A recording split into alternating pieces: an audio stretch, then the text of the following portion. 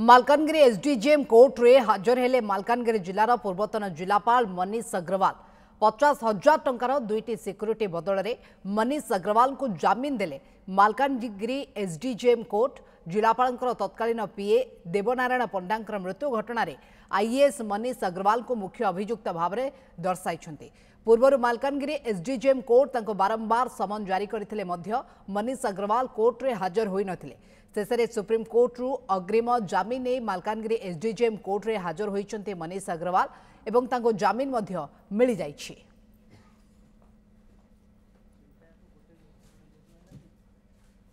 देखंतु जो प्रकार तांकर चिंताधारा थिला मनीष अग्रवाल से गोटे वकिल मान गोटे हेय मणुले जनसाधारण गोटे हेय मणुले तांकर जो प्रकार उत्पाद तांको ठीक है आ वर्तमान आज से बेल रे जाइचंती माने निश्चित भाव में गोटे स्ट्रोक होते भावुँ आ ये दिन हवा भी कथा कारण जिलापाल जो रोचंती से मनीष मान मनीष बोली देखा कथा ये देखु नथिले आ ठीक समय से कोर्ट आसन नहीं बर्तमान बेल रे जाइचंती। सुप्रीम कोर्ट डायरेक्शन थिला सुप्रीम डायरेक्शन अनुसार आज सरेंडर सरेंडर बेल रे गले।